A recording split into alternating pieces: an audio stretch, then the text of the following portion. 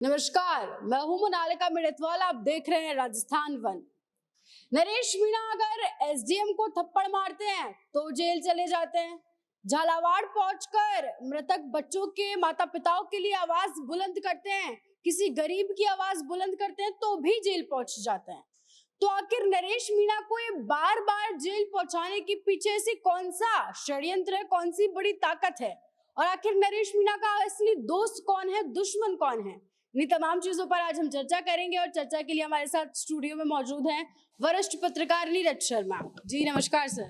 नमस्कार मैडम, बहुत बहुत धन्यवाद आपका। जी हाँ, नरेश मीणा के राजनीति में कई दुश्मन हैं, कई दोस्त हैं, और ऐसा सिर्फ राजनीति की बात नहीं है, आप किसी भी क्षेत्र में ले लीजिए।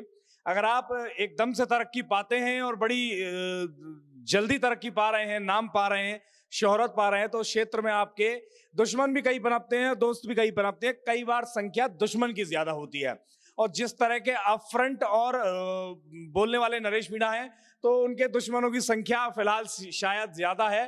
तो एक षड्यंत्र नरेश मीणा के पीछे काम कर रहा है, ये सोचने वाला है। जो आपने बात कही बिल्कुल सही है कि नरेश मीणा एसडीएम को थप्पड़ मार देते हैं, जो कि पूरी तरह गलत है। उसका वो पछतावा भी है उनको, जैसा वो कई इंटरव्यूज में कहे कि मैं कई अलग तरीके से रिएक्ट कर सकता था, जो मैंने किया जिस तरह से रिएक्ट, वो सही नहीं था। तो उसके लिए वो जेल में गए, 8 महीने जेल में रहे, तमाम लोगों ने संघर्ष किया। बड़ी लंबी फहरिस्त है उन लोगों की जिन लोगों ने नरेश मीणा के लिए संघर्ष किया।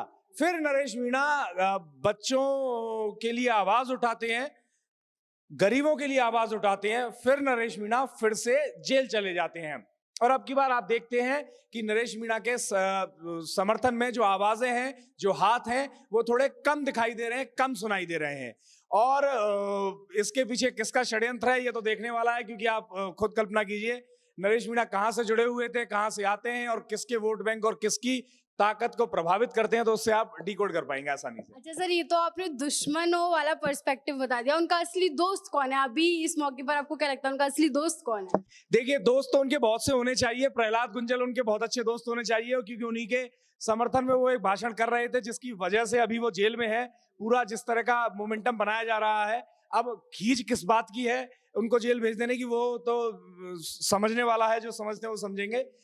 लेकिन प्रहलाद गुंजल को उनको बहुत अच्छा दोस्त होना चाहिए। एक अज्ञात विधायक है जो उनका बहुत अच्छा दोस्त है, और किरोड़ी लाल मीणा से उनके समर्थक मांग कर रहे हैं कि वो सामने आए, उनसे दोस्ती दिखाएं, और मुख्यमंत्री भजनलाल शर्मा से खासा उनको और सहारा, सपोर्ट उनके परिवार को मिला है, मदद मिली है, तो उनसे भी वो कुछ ना कुछ आशा कर रहे होंगे जी। तो उनको उनके दोस्त ये सब हो सकते हैं, और तो कौन है वो तो मीणा ही बताएंगे, नरेश मीणा ही।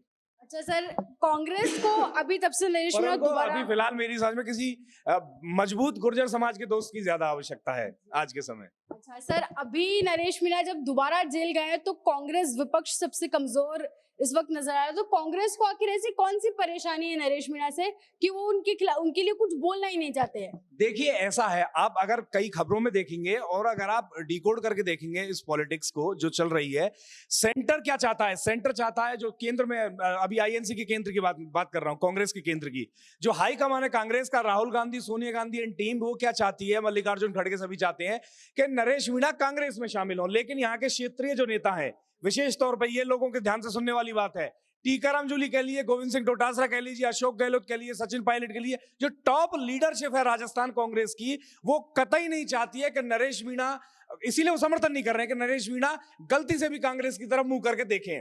क्योंकि अब आज की डेट में जो मोमेंटम नरेश मीणा क्रिएट कर दिया पूरे राजस्थान के अंदर, जनता के अंदर, लोकल पॉलिटिक्स, ग्राउंड पर जो मोमेंटम क्रिएट कर दिया है, वो उस तरह का मोमेंटम अगर गलती से भी नरेश मीणा कांग्रेस के अंदर आ गए और अगर वो ज्वाइन कर लिए, तो इन सभी को कमतर कर देंगे। जो पॉपुलैरिटी है, जो मोमेंटम है उनका, उसमें सभी लोग पीछे रह जाएंगे, जो आज के समय हल्ला है नरेश मीणा का।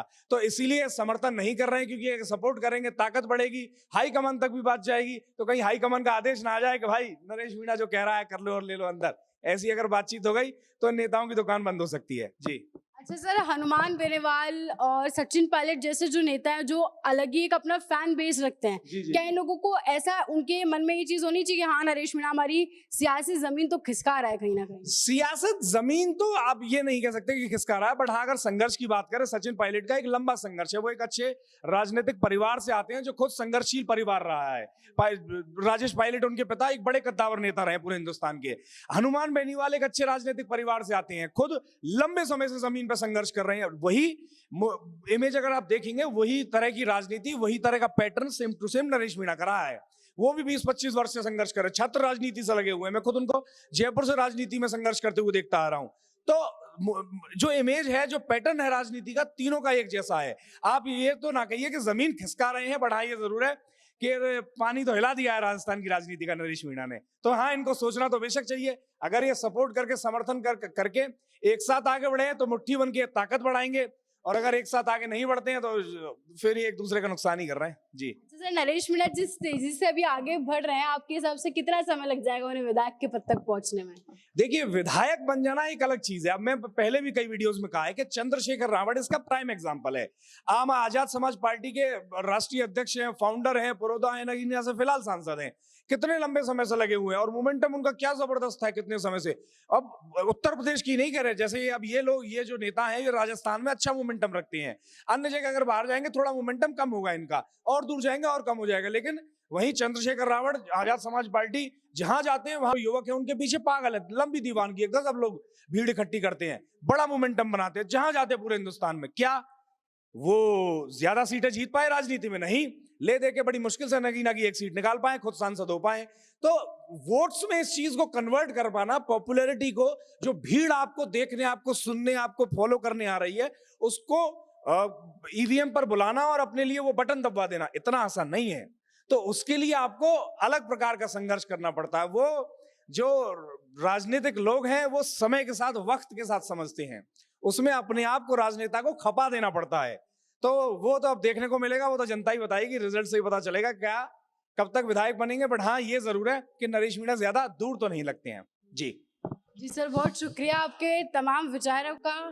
आप क्या कुछ पूरे मामले पर राय रखते हैं कि नरेश मीणा का इस वक्त जब वो दोबारा जेल पहुंच चुके हैं, तो पीछे अगर हम देखें धरातल पे, तो कौन उनका असली दुश्मन और कौन उनका असली दोस्त नजर आ रहा है? हमें कमेंट सेक्शन में जरूर बताएं और ऐसे बने रहें राजस्थान उनके साथ।